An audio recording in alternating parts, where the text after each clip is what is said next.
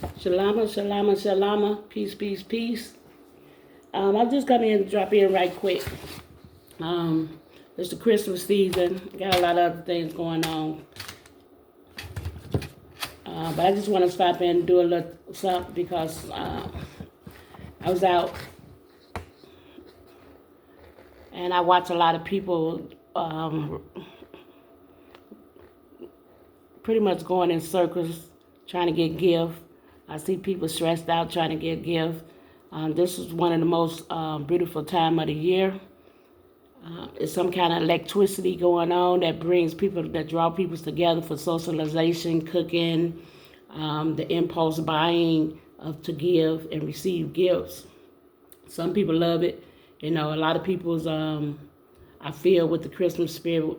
They think they feel with the Christmas spirit, but they are filled with some kind of electrified feeling that'll lead them feeling good or amazing. Some people get depressed.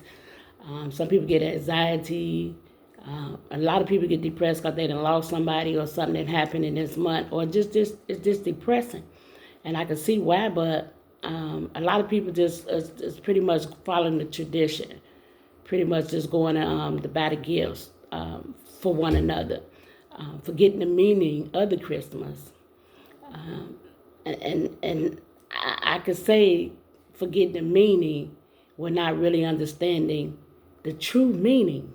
They forget the meaning of the Christmas, which is Christ. They think it's Jesus Christ, but it's not. It's about the Christ. And a lot of people don't understand what that means because we all been raised on a nativity story. The story about the Virgin Mary giving birth to a baby. First she was a virgin, got married to Joseph, the baby not his, and da-da-da-da-da, the three wise men and the star, and going to Bethlehem, there's no room in the inn, da-da-da-da-da, and that's the story we've been taught and been raised on, and we continue to teach that to our kids. But some of my nieces and nephews, they know Christmas not real. And they 8 years old, and they said, we know Christmas not real. We know our parents buy our gifts and whoever else buy our gifts, and that's without us even telling them. I guess they didn't heard it from offline, YouTube or something like that. But kids are pretty smart right now during these times. Kids not kids no more. They look grown folks, and sometimes you forget they kids because they too grown. But anyway, I just want to touch base on that a little bit because somebody did ask me about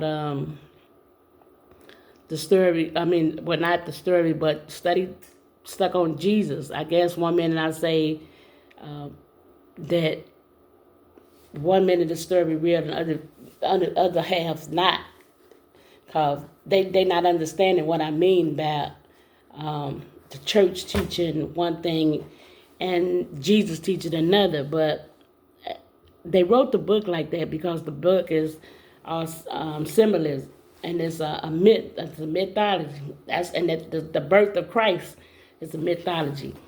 It never happened, so that means it never happened, and the story never happened. There was never a baby born a virgin.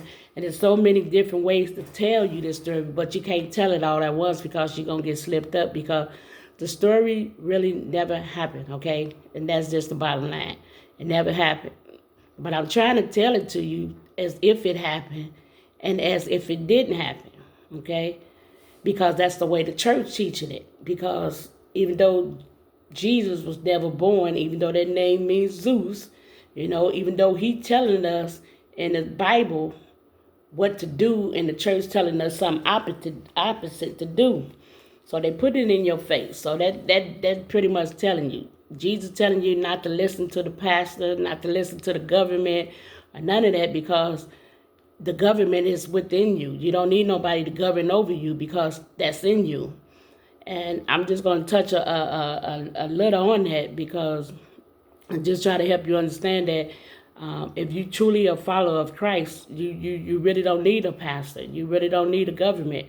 You don't really need anyone because you are your own government. And they brought, somebody asked a question about when I said we're not shepherds. I mean, about the shepherd and the sheep. There's no way you could be a sheep. And I'm going to try to break that down because the true nature of that is, even though the story never happened, it's symbolic of what we should be looking within ourselves, okay?